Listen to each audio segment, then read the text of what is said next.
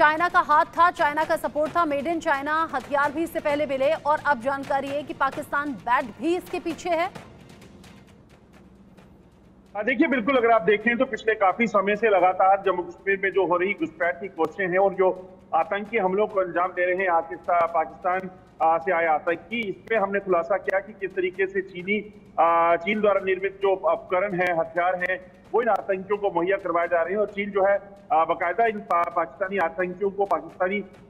सेना के जरिए जो है वो मदद दे रहा है। मगर उसके साथ साथ जो ताजा जानकारी है उसके मुताबिक लगातार bat action team, border action team जो पाकिस्तानी सेना की है, जिसमें एसएसजी कमांडोज रहते हैं,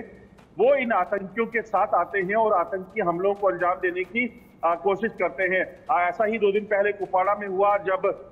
मचिल सेक्टर में आतंकियों द्वारा जो है दरअसल एसएसजी कमांडो की जो बैट एक्शन टीम रहती है उसके द्वारा, जिसमें लश्कर के आतंकी भी शामिल थे, उन्होंने एक हमले को अंजाम दिया जिसमें उन्होंने भारतीय सेना की एक टुकड़ी को निशाना बनाने की प्रयास किया। मगर क्योंकि सेना पहले से सतर्क थी और उन्होंने उस हमले की जो कोशिश है उसको नाकाम करते हुए एक आतंकी को मार गिराया, जिसके कब्जे से हथियार और तमाम जो असला बारूद जो है वो मिला ही। मगर उसके साथ साथ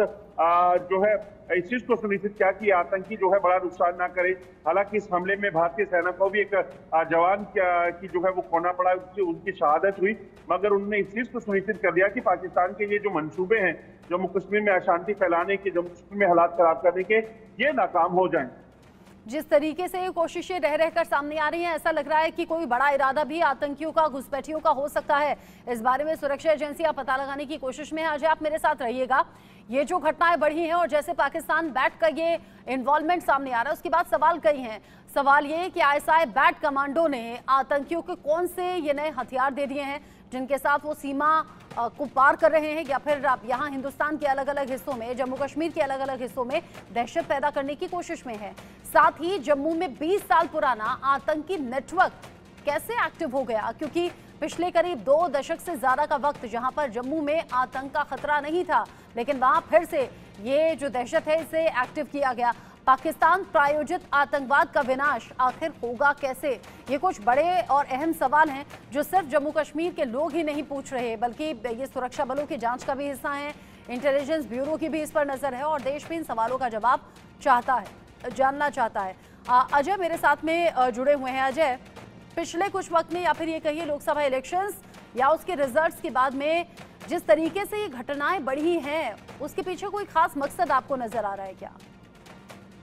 देखिए, इसमें साफ लग रहा है कि पाकिस्तान का जब जो है पाकिस्तान जब दुनिया के सामने एक्सपोज होने लगा 2 चीजों को लेकर। एक तो जम्मू कश्मीर में जो हालात खराब थे, जिसका रोना पाकिस्तान रोता था और बार बार जो है कहीं ना कहीं भारत को बदनाम करने का प्रयास करता था, जब वो चीजें साफ हुई, जब यहाँ पे जम्मू कश्मीर में हालात बेहतर हुए, जब जम्मू कश्मीर में शांति हुई, जहाँ पे चुनावों में बम्पर वोटिंग हुई, यहाँ पर युवाओं ने पत्थरबाजी छोड़कर किताबों को पकड़ा और आगे बढ़ने लगे, देश के बाकी जो हिस्सों में जाकर वहां नौकरियां करने लगे, तो पाकिस्तान की जो मंशा थी, पाकिस्तान जो पैसे के एवज में यहाँ पर पत्थरबाजी और अलगाववाद को बढ़ावा दे रहा था, वो बंद हो गया। और दूसरी तरफ जो पाकिस्तान की सच्चाई थी, पाकिस्तान के कब्जे वाले कश्मीर में किस तरीके से लोगों को अगवा किया जाता था, महिलाओं के साथ बलात्कार, उनकी हत्याएं होती थी और अगर कोई आवाज उठाता था उनको मार दिया जाता था। भुखमरी की कगार पर जो बलूचिस्तान के लोग, बल्तिस्तान के लोग और पाकिस्तान के कब्जे वाले कश्मीर के लोग और पाकिस्तान में जो हालात हैं वो जब सामने दुनिया के आने लगे, तो उसके बाद पाकिस्तान को कहीं ना कहीं अगर बचना था या दुनिया के सामने अपना मुंह छुपाना था, तो फिर से जम्मू कश्मीर में आतंकवाद को तेज करने का एक ऑप्शन पाकिस्तान के पास था।